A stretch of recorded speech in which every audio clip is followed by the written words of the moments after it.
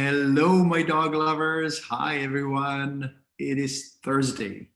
And because it's Thursday, we usually sit down at 1 o'clock p.m. and talk about interesting or useful or helpful things, how to keep your dog healthy.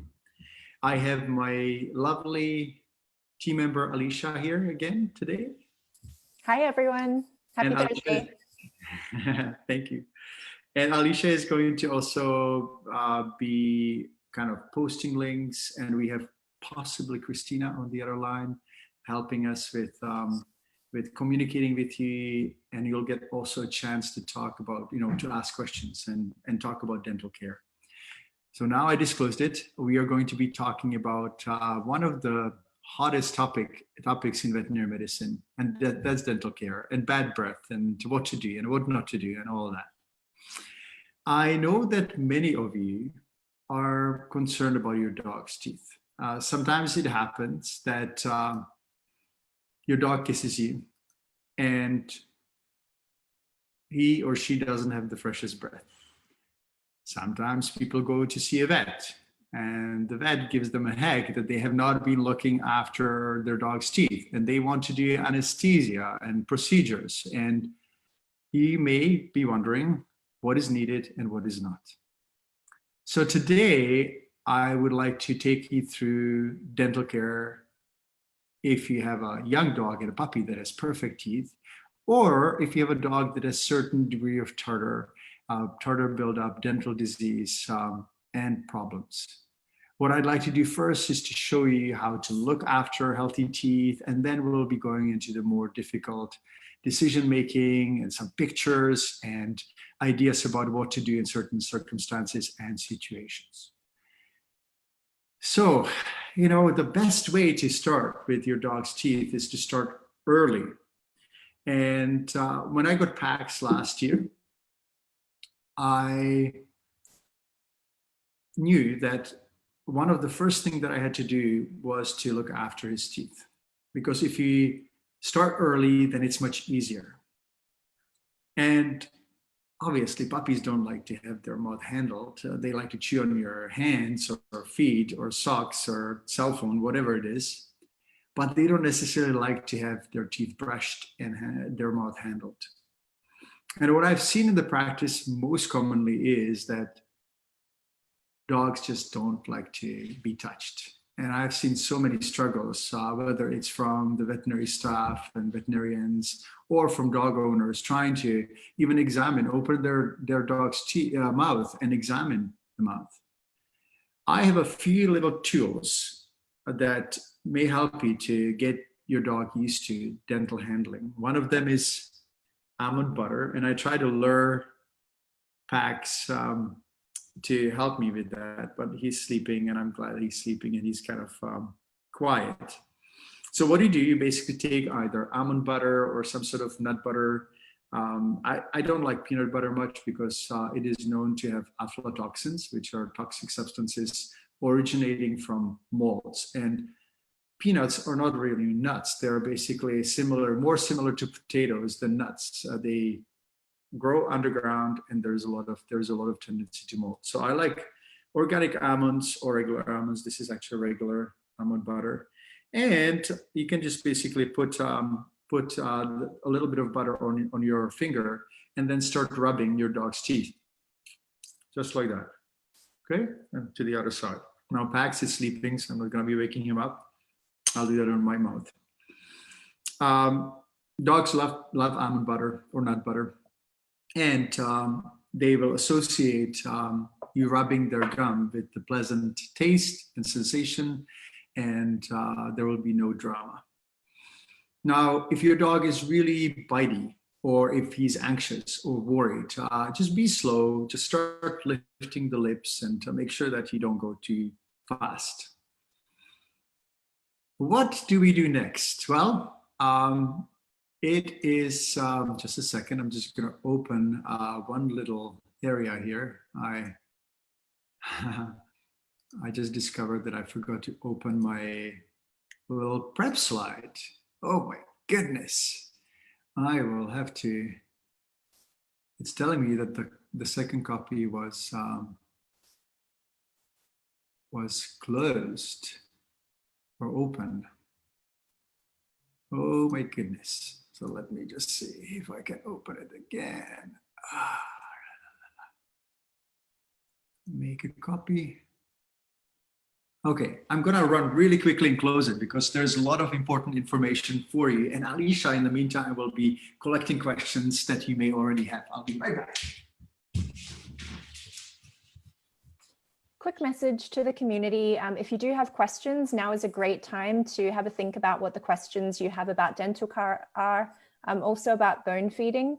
It's something that's really popular with the community. We get a lot of questions through social media and email, and even phone calls. People are very concerned about how to care for their dog's teeth and also how to feed bones, which can naturally help take care of the teeth. So please be sure to post your questions and we'll do our best to get through those towards the end of the presentation. So thank you so much for your patience. I never pretend that life doesn't happen on this side of the computer.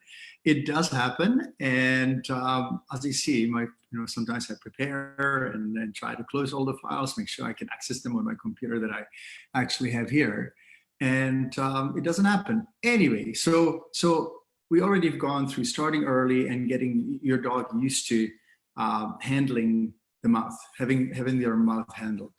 Now, the next thing is that you may start is to put the almond butter or something really good on a toothbrush and let them just chew it. Now, I have two different kinds of toothbrushes. You can also have a dog toothbrush if you wish, but it doesn't really matter that much. The most important part is to make sure that it is a good toothbrush and it is the right size, because if you want to use a toothbrush like this on a Chihuahua, you will most likely brush the Chihuahua's whole face as opposed to just the mouth.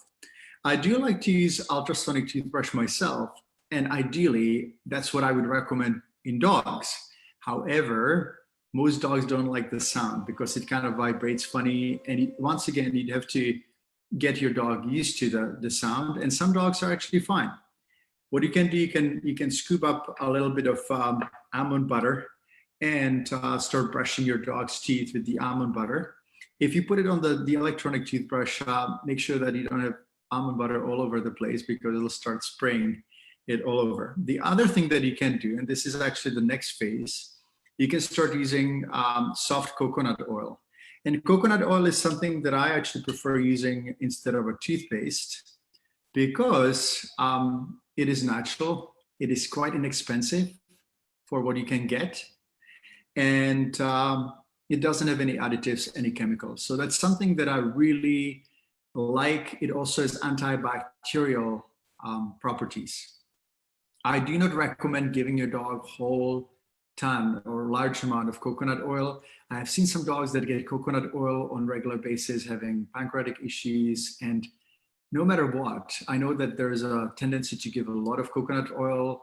It is just saturated fat, and it is not really food as nature intended. So that's something that you may want to remember.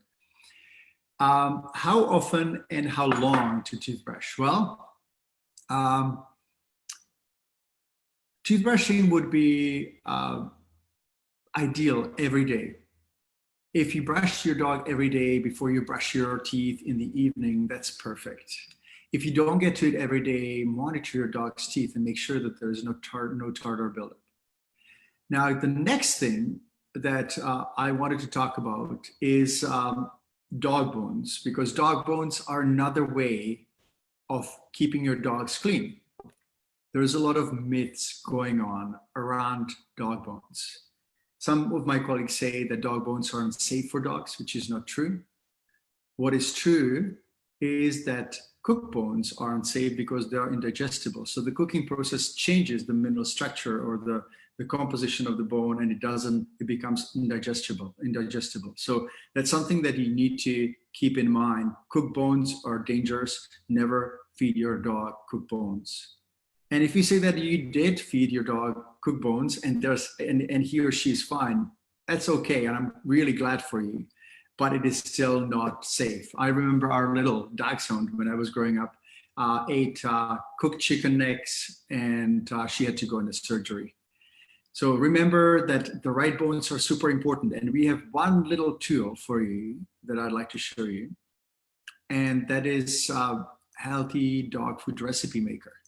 And the recipe maker is at recipemaker.peterdobias.com. And you will see, when you go through the recipe maker, you will see one little area with the different bones. And the bones that I like for small dogs are, I'll give you just examples. Chicken wings, chicken thighs. For large, medium size or larger dogs would be lamb bones, goat bones, beef ribs if they're long enough. And I'm saying long enough because if large dog swallows a short rib, it may actually get lodged in their esophagus if he or she swallows it whole. So it's super important to make sure that you actually give large enough pieces of the bone, especially when it's a rib, because it may get lodged in the esophagus and then it will not digest. But if your dog needs to chew the bone, what happens? And I actually have an example of one of such bones. It's a lamb shank by a company called Natural Instinct. And now they're not paying me for advertisement, but if you live in Canada, they're a really great company to contact and connect with if you recommend, if you're feeding raw food. Anyway, if a dog chews on this particular bone, it's hard enough and soft enough. But what I'm saying is that if I give this bone to Pax, he is going to chew up the meat, then floss his teeth with the tendons, and then start crunching on the bone. And some people are really worried. You know, what happens if the bone splinters? Well, raw bone can splinter. Because dogs have very good ability to digest bones, and the stomach acids are so strong that they actually dissolve the bone before it gets in the intestine. It will not puncture the intestine. In 25 years of me feeding raw bones, I have not seen one single case of this happening, okay? So that's super important to remember, that you can go to recipemaker.peterdobias.com and discover what bones to feed, which bones are good and which ones are not. You can also click for more information about the particular bones. And it's a really handy tool that we have on our website for free for you to use. Now, there are other ways of dealing with your dog's teeth or keeping them in a good shape, but they're not all ideal. Some people ask me, how about sprays? How about dental toys? How about chew bones and crunchy food? So many people perceive kibble as the best way to prevent tartar. I'm going to ask you one question. If you have a cookie, what do you feel on your teeth? Plaque, right? And the plaque actually turns into tartar, which is mineralized deposit full of bacteria. It's dirtier than your dog's bum. And what you don't want to do is to brush over the tartar. If you see the tartar is already built, you don't want to spread the bacteria and hurt the gums with the toothbrush. If there is no tartar, then that's the right time to use toothbrush. But if there is a lot of tartar, you will not be able to brush it off. And the people and companies who say that we can actually apply a little spray and have a miraculous dental health, I've never seen it. I will not be naming any companies who say that, but I'd say be cautious, because I've never seen any of these sprays work. Dental toys, dental diets, the big crunchy diets. You know, one of the major companies, pet food companies, again, I'm not going to be naming, makes dental food. And it had as preservative, it has BHA, which is a very toxic carcinogenic preservative. And that was in the food. Once again, I look at the quality of the ingredients, but also the fact that dogs' teeth are not really looked after by treats. And the little Nyla bones and different chew toys, they may be effective to a point. There is another problem, that these toys are not necessarily health certified, and you may have fillers, toxic substances, heavy metals. They're usually made in China. It is very difficult, almost impossible to get any dog toy that is not made in China. So just be careful when you're getting dog dental toys, and make sure that they're food safe. But even if they're food safe, like let's say water bottles, they do leach xenoestrogens, which can affect your dog's hormonal balance. So be careful. Bones, raw bones are the best dental care, toothbrushing, and regular checks. Now, what happens if your dog's teeth do not look like this? And I'm just going to show you another slide. Maybe you're already seeing it. Alicia, are you seeing the slides? Maybe not. Okay. I will show you this slide right away. I'm trying to toggle between the slides and the video, and it sometimes is a little difficult. So the slide is visible now. Thank you. So these are, from my perspective, perfect teeth. Now, when you're assessing your dog's teeth, it's good to know what they should look like. There is no redness along the gum line. Alicia, can you see my cursor or not? I'm just kind of at the last tooth here. Yes, yep, okay. It's showing up. Mm-hmm. So there is no redness along the gum line, okay? The gums are not receded. There is no discoloration. There is no tartar on the teeth. There is nothing that should not be there. Just gum, nice pink, light pink gums and teeth. When you start seeing a little bit of buildup, like in this case, you see that there is yellowness and there's a little bit of tartar buildup, that the gums are a little redder. The picture is not as focused, but you can see that there's some staining here as well. This is not ideal. And then we go into a situation that is a little worse. You can see this is actually already, we have a lot of buildup, kind of blackness, and I definitely would not want to get kissed by this dog. There's also gum recession when you see that the gums are kind of thick and swollen. This is a really serious problem and serious situation, and I'll tell you why later on. We'll talk about the different problems that are related to dental health as well. I was actually thinking whether, or pondering over whether I should show you this picture. You may think it's rare. It is not. And it is not rare, especially in smaller dogs, but also larger dogs. And it usually happens when people are really afraid to do anything about their older dog's teeth. If your dog is senior and you're pondering over, shall I get this treated or not? Leaving mouth like this will lead to shortened lifespan. This is not a question about whether anesthesia should be done unless your dog is at the last stage of his or her life. You need to have this looked after.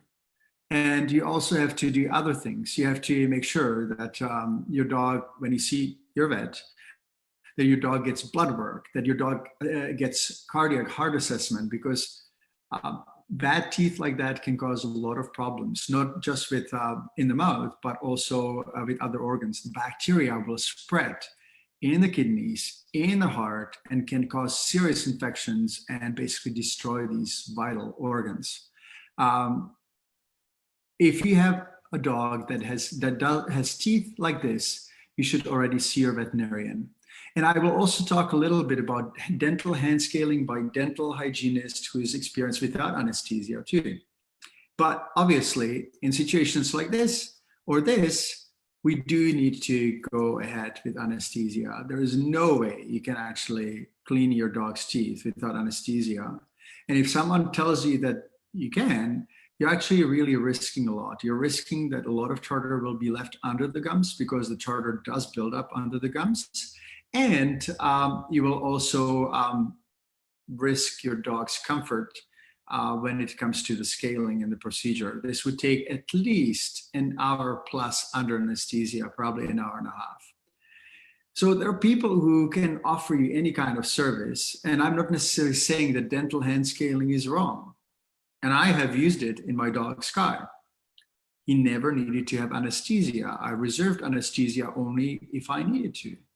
But I knew how to maintain his teeth, and I was able to do that until the age of 16 years without any anesthesia. And if you follow the protocol that I'm just going to show you, you will be able to do that in some situations, but you may need some professional help unless you want to get really well educated and skilled in dental hygiene of dogs.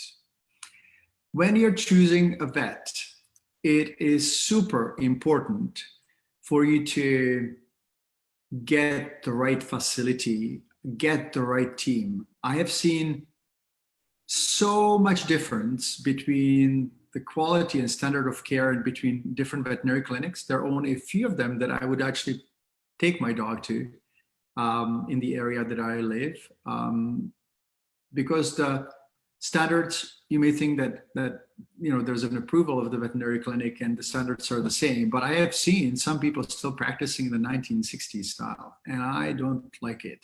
And I also know that some clinics have very well-trained staff for anesthesia, and some clinics don't. And some clinics just hire people for close to minimal wage, and then they expect them to assist with anesthesia. It is frightening, actually. I've seen some stuff because I used to, in the early stage of my career, I went to different clinics and hospitals as a locum veterinarian. And it was sometimes frightening. And sometimes I'd have to just say, this is not the level that I'm actually willing to work at. So be careful, talk to other people, ask what is being done. Definitely blood work needs to be done in pretty much every dog that has bad teeth, in my perspective. It's a safety precaution. I haven't lost one single dog in 30 years of my practice. And I am very happy about it because losing a dog under anesthesia is a terrifying prospect, and I don't want that to happen. But as you can see, anesthesia is actually reasonably safe. Now, the dental cleaning it may carry some surprises. It may be expensive. You may be told by your vet that they found an abscess or dental fracture or a growth or something else that is hiding. So be ready to actually pay not just hundreds, but sometimes even thousands of dollars for dental care if it's really serious. But I don't necessarily want to put a price on the life of my dog. And I know that we all can somehow either save or have insurance for dental care of our dogs. Create an account, deposit a little bit since your dog is a puppy. And when something is needed to be done, then you won't need to be limited by the budget. And I know that time is hard now, so I fully accept it and acknowledge it. But we can't put a price tag on those we love. And at the same time, we cannot expect veterinarians who are basically running full-on veterinary hospitals on their budget and probably make $20 on every $100 they bill. You don't want them to work for free either. It's a very stressful work, very, very demanding work. And, I sometimes get a little, I've been a little calloused hearing people saying that they cannot get their dog treated because they just can't afford it. And then 5 minutes later, you realize they've done a full $50,000 kitchen reno, right? So I just really, I've seen it all. I've seen most people are really caring and amazing, but some people whine just because they like to whine or want to buy their next BMW. And I don't really like that. So try to save. I understand that not everyone is in the same boat, but it requires a respectful relationship there. Now, when the cleaning is done, I want to show you another picture.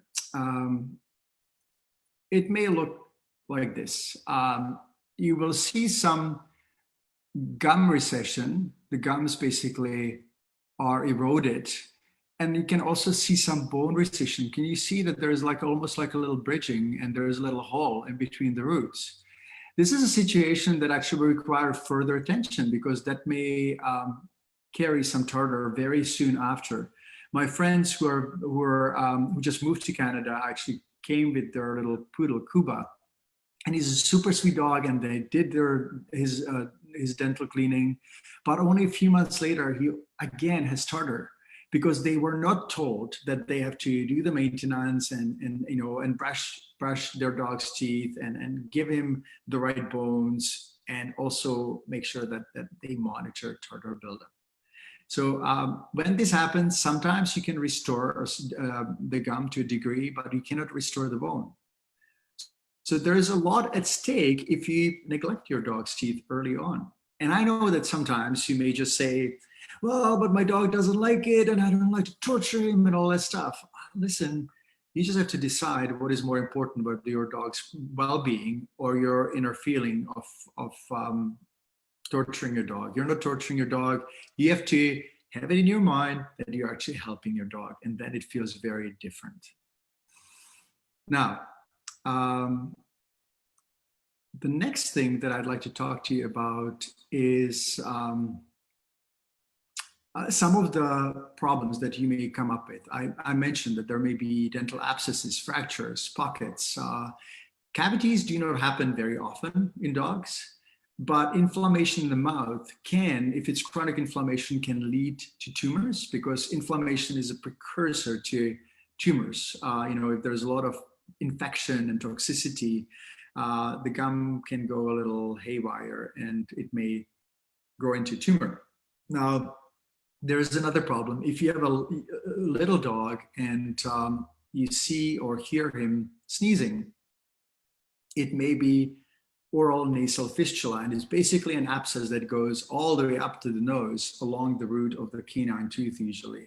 Or after extractions, if you see that that's happening, that your dog is sneezing and uncomfortable, it's basically a little channel or opening of an infection, and it needs to be dealt with. When your dog goes through the procedure, I want to remind you of one more thing, and that is pain control. And even before the procedure, you will notice that your dog may be smacking his lips, or he or she doesn't want to eat bones, or is not eating properly. Those are all signs of discomfort. Your dog cannot come to you and say, hey, I'm in pain. Your dog will act strangely, or will be down, or will lick his or her lips, smack his lips. Those are all signs of discomfort. In most veterinary clinics, what they do after the procedures, they administer NSAIDs, and that's an acronym for non-steroidal anti-inflammatory drugs. I don't like these drugs out of principle because they slow down healing. They block the healthy healing process. They may reduce pain, but they also threaten the health of kidneys and the liver. And I've seen that. I've seen healthy dogs going for a procedure to a dental specialist, and I would make a note in the file, do not use NSAIDs, and they don't read my notes, and a few days later the dog comes back, peeing more, drinking more. We do a blood test that we did before the procedure that was normal. We do blood tests after, and suddenly we have a kidney failure. I've seen that. I would not use these drugs for my own dog. The good news is that you have some other ways of actually dealing with inflammation, and that is omega oils. I'm going to show you, well, you actually know our Feel Good Omega. It is a sustainable omega oil. I am showing it to you here because I don't like to just talk about problems, but I like to give you solutions. You are free to either ignore it or get it.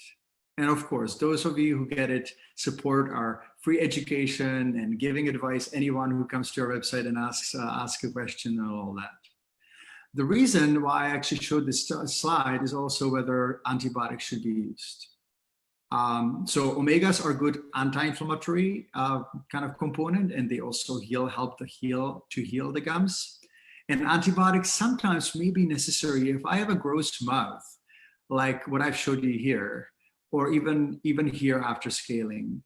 I would use a short course of antibiotics. Now you may think that I was completely against antibiotics. Sometimes I'm not, because I don't want to threaten your dog's heart. If I do a lot of scaling and cleaning, and basically it's almost impossible not to spread the bacteria in the bloodstream. So I want to make sure there's gonna be no kidney or valvular infection. But if you do give antibiotics, give also probiotics, because probiotics will help to restore the bacterial flora that will be damaged by giving antibiotics.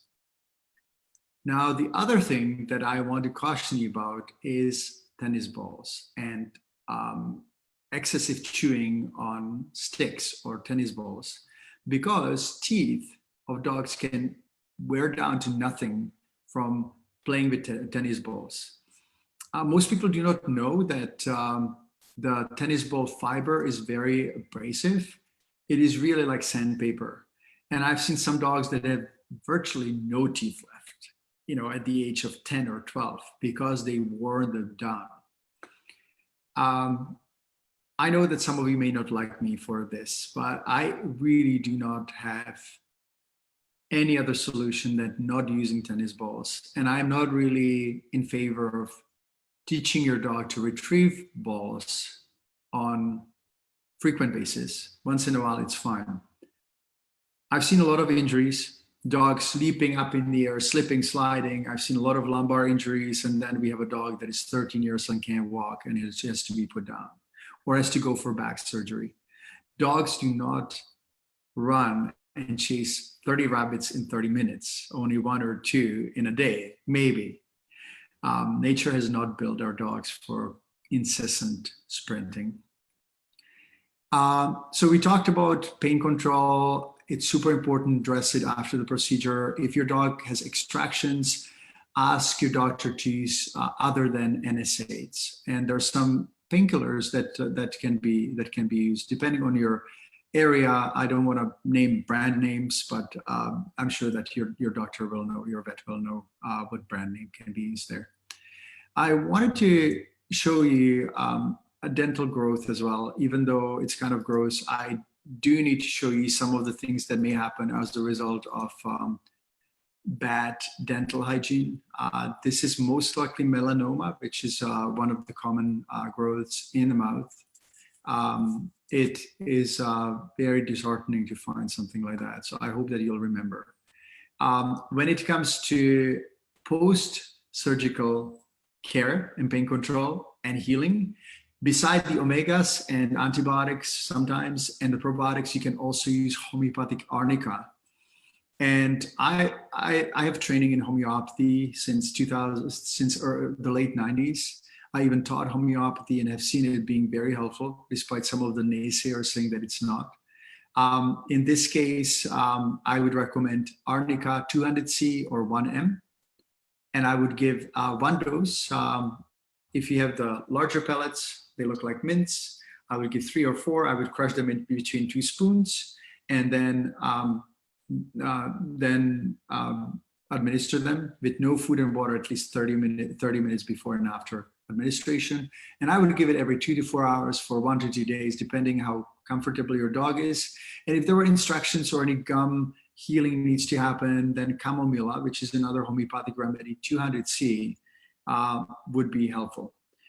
If the gums are inflamed or after scaling, I also use skin spray, which is a herbal formula that we have on our website. I can actually really quickly go and show it to you.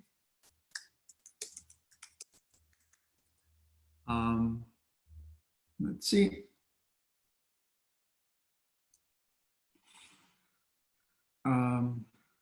So that's skin spray. We use it for wounds, but it's also safe to use in the mouth on a piece of gauze.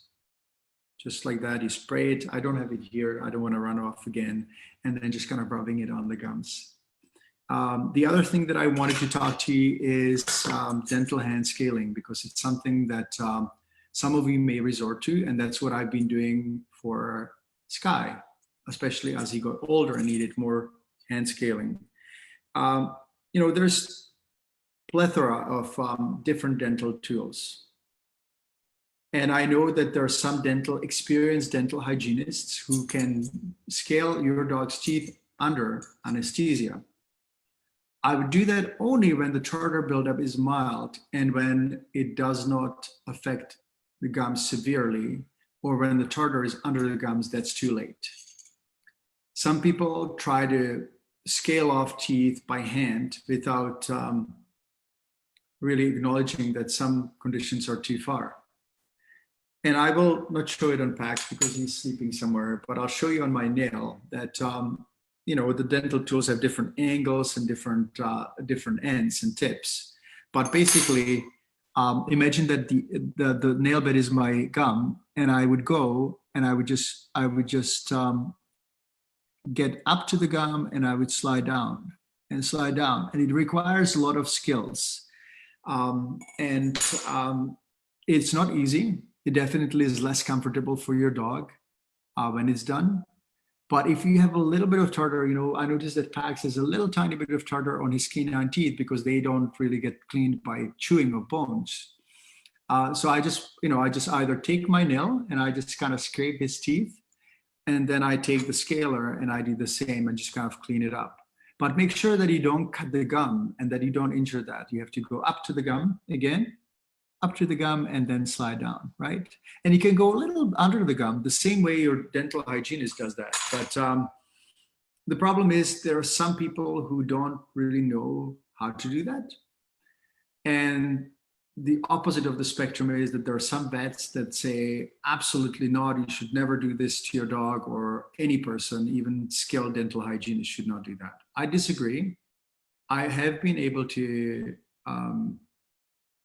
keep Sky's, I always have to kind of catch myself, Sky's teeth very healthy until the very end of his life without any anesthesia. But if I let it go too far, and some of you may have, then anesthesia is necessary. And I have only one last remark here. If you feel bad about where your dog's teeth are, don't. Because we're human and we need to learn. And this particular broadcast is for you to learn, not to beat yourself up. So remember that healthy teeth, healthy mouth leads to healthy body, healthy heart, healthy kidneys, and longer life. Thank you so much for watching. And if you have any questions, I'm here now. Alicia. We have lots of questions. I've been gathering the questions on Facebook while you've been giving the presentation. So we'll get through as many as we can. The first question is from Rachel. She asks, what can you recommend for periodontal disease? She's heard about coenzyme and fragaria. She's bought some holistic drops, but doesn't state what they are. The dog that she's asking about is raw fed now, but it is a rescue dog and it used to be on kibble. So she has seen improvement, but still a ways to go. There is no, in my mind, or from my experience, there is no real solution for periodontal disease, which is gum inflammation, tartar buildup, bone recession, whatever degree we are at. There is no other solution than what I just presented. There is no solution than basically making sure that your dog's teeth are healthy. Definitely diet makes a huge difference for two reasons. Healthy diet equals healthy gums just nutritionally. But kibble are actually the primary cause of dental problems. People think that crunchy food actually will get rid of tartar. If you eat a cookie, you will get buildup the same way dogs get buildup from kibble. And I've seen so much misconception around this. Plus, obviously, some of the dental diets, I think they're just gimmicks of pet food companies. Like, I really have not seen good dental hygiene from giving dry food or spraying sprays and herbs and giving anything. Coenzyme Q10, one of the antioxidants and cellular healers, it's not going to hurt, but once again, you have to just kind of maintain good health. I always say that the best way to start with good health is toxin-free body, good diet, good essentials, we call them the fabulous four, and then you can go on to the dental hygiene and all that. So it kind of goes all together. Doesn't necessarily mean that if your dog has raw diet or cooked diet that his teeth are going to be perfect, but it is more likely. And again, if you're feeding kibble, I'm not saying that you're a bad person. I'm saying try to figure out a way to feed something else than kibble. There's no human doctor who recommends processed food for his patients or her patients. Veterinary medicine is still stuck in the kibble industry BS, and I'm not willing to participate in it. Thank you. The next question comes from Lily. Lily, thanks for joining us again this week. Her question is, what about lamb horns? What are your thoughts on feeding horns and antlers? There's so many other things that people unfortunately give their dogs to chew on, like nyla bones and rawhides, which we definitely want to stay away from. But how about the horns and the antlers? Is that a good choice? Antlers can be quite hard and they're very hard to crack. So your dog can actually fracture his or her teeth. If you have a small dog, most likely fine. There's some ideas that antlers contain hormones, which they do, which may be detrimental to dogs. I personally don't think so because, if they're neutered, especially if they're neutered or spayed, then a little bit of extra hormone is actually okay.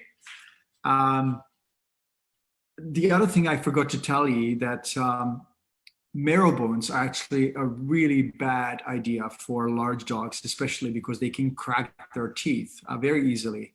I've seen what we call slap fractures, where the point basically cannot endure unlimited pressure, and then the tooth just cracks up to the root, and it can be very serious, and usually dogs lose their teeth.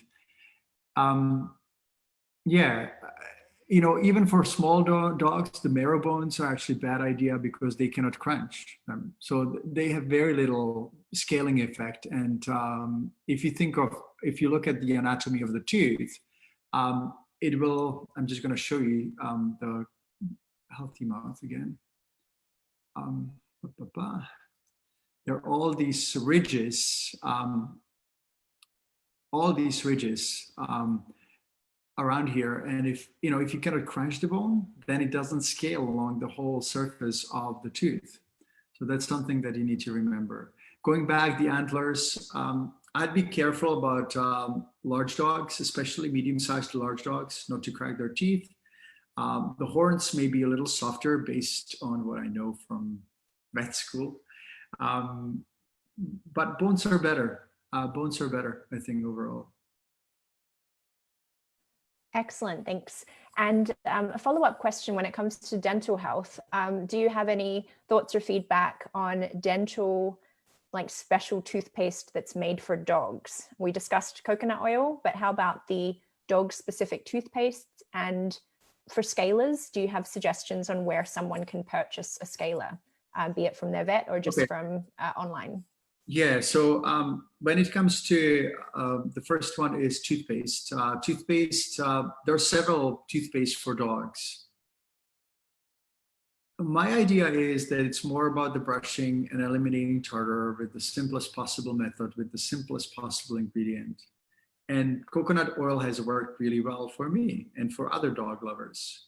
Sometimes the toothpaste have flavor agents, additives, toxic agents, make sure that they don't spoil. And I just don't really like buying something I don't know much about when it comes to the ingredients. Even though the ingredients are listed on the toothpaste, I still don't know where it was made, how much attention was paid to purity. And it's actually one of the reasons why I came up with, formulated my own product line.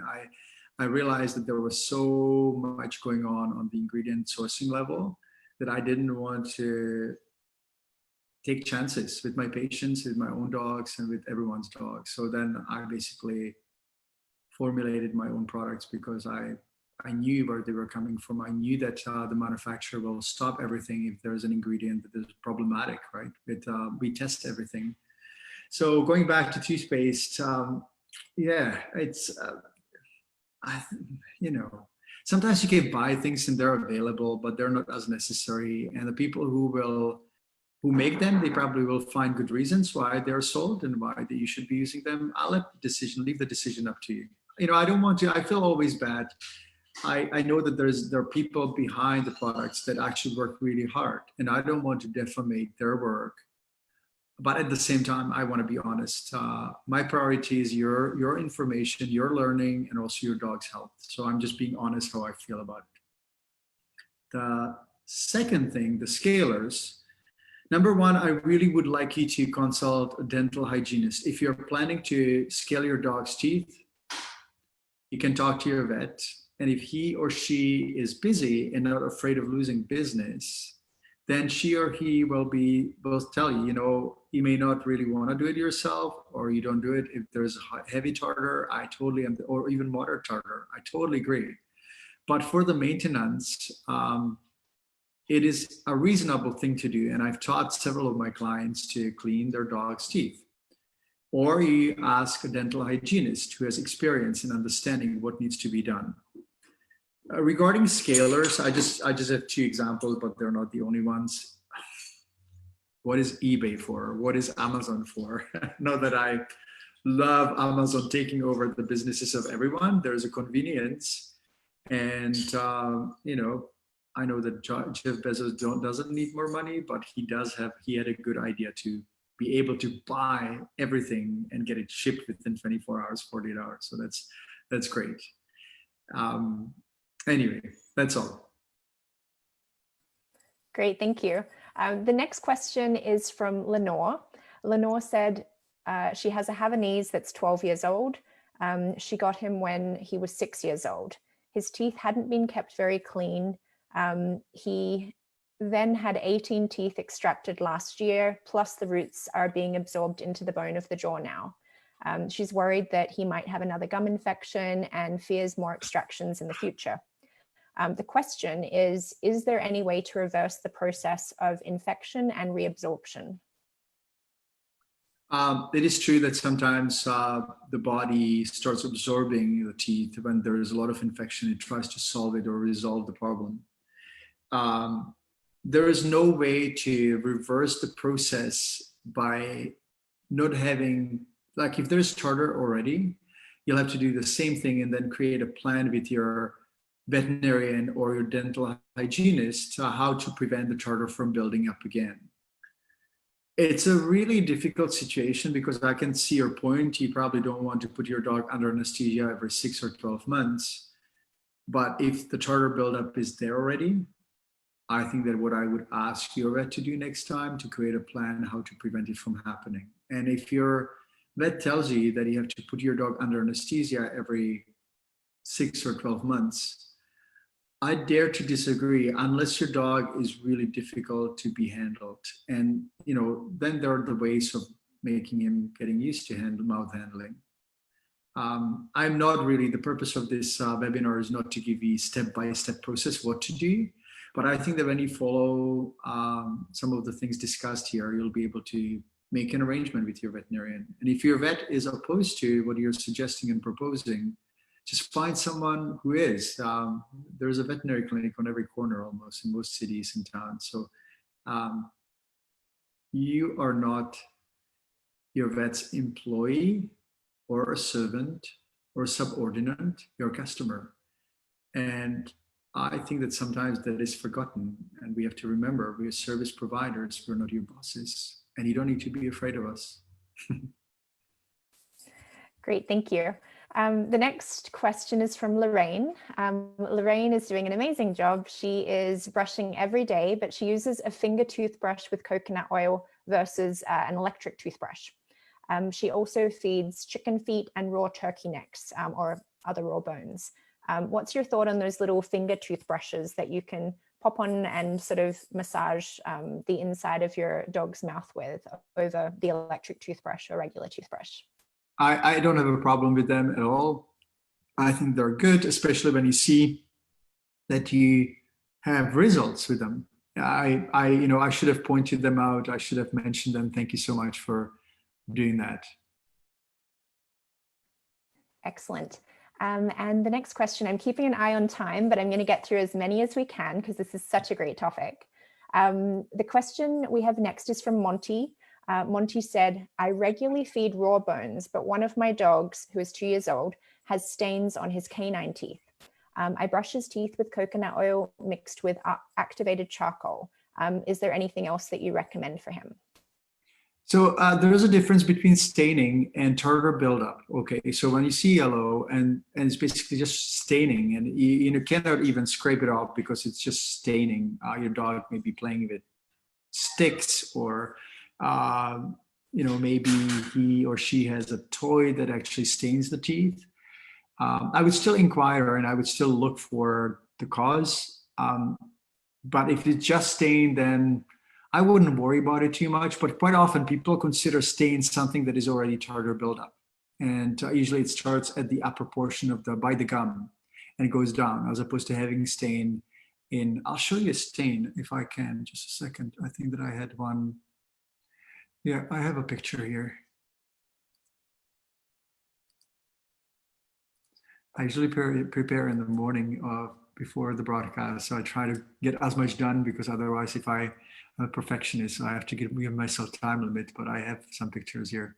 So this is, I would consider this more of a staining, the lower tooth, and the upper tooth would be tartar buildup. Can you see that there's a little bit of tartar at the gum line at the lower tooth, but not as much. But this is staining. For whatever reason, this dog has stained his teeth. I don't really know why. There can be numerous different reasons. But I wouldn't worry about it as much if the gums are healthy. But in this case, the dog, I would probably not put a dog like that under anesthesia. I would just take the scaler and I would scale it. You can see that the tartar is still not totally adhered to the gum. It's relatively thin. So this is a situation where I would just scale the canine tooth off with the scaler. Excellent. Thank you so much.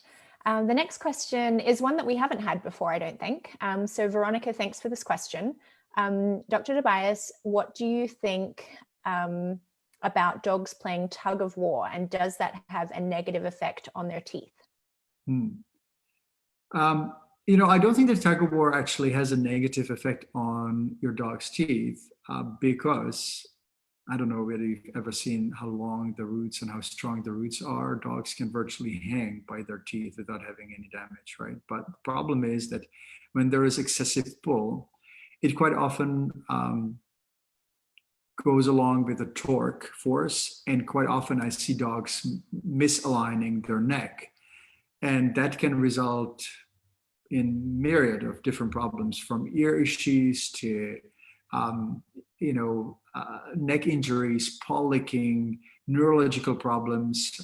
And because the neck also is a governing kind of area for internal organs, the vagal nerves actually originate in the neck. It can have a cascade reaction in the whole body. I don't really like tug-of-wars, definitely don't like dogs hanging by their jaws somewhere in the air. I've seen people spinning their dogs around, crazy. I don't like collars either, and usually use perfect fit harness. I'll show you. It took me it took me about 10 years to find the right harness that fits, and I'm really happy. It's made by a company called Dog Games in the UK, and I will show you the harness. It has a front clip. I think I misspelled. Maybe not. Okay. Let's see if I can. Actually, I'm going to go to the store and I'll go through here. Close. So you can see that the neck is quite, you can see anything. I'm not sharing yet. And did you see those, I was describing the staining, you've seen that, right? Yes, yeah, that came up on the screen share. Be sure that I'm not talking about something I'm not showing. So you can see that there are a few real good elements here. The front clip is right here, and you can attach the leash here. And if you want to, you can also attach kind of like a Y fork leash to the back of the harness. So you have a really good control of the dog, but the neck is free, and that's the most important part. And I know that I derailed a little bit, but I take any opportunity to explain why collars are a really silly idea. We have this ad that will be released very soon, and it is a baby and a dog in it.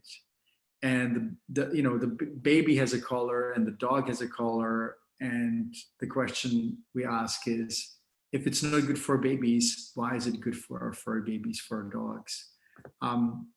I have not used collar for Pax since he was a puppy. I just basically don't attach a leash to a collar, but I use the collar for ID if he runs free off leash. And yesterday I attached the leash to the collar, and I caught myself like being actually terrified. I'm thinking, I have to take it off because he may pull and he may injure his neck. So I'm a little bit extreme because I've seen so many injuries. But sometimes if people wonder why I don't like collars, I just take the collar and put it on their neck. And I said, this is why, right? It just doesn't make any sense. It's a medieval tool that has survived centuries. And I hope that we'll be able to make a change and create a change. In Vancouver, where I have been working for a few decades, sadly. I love Vancouver, but means that I'm getting older. So many people use harnesses now because we kind of have been at it, and it is so common, much more common than a collar now. And in some other regions, choke chains and prong collars and all that. Thyroid gland is here, blood vessels, nerves, like it's super important. So forgive me that I derailed from dental care today. I will not stop until I see harnesses on all the dogs. We're seeing some great improvements. You're so right. When I go out for walks, it's amazing to see how many dogs are on harnesses versus a few years ago.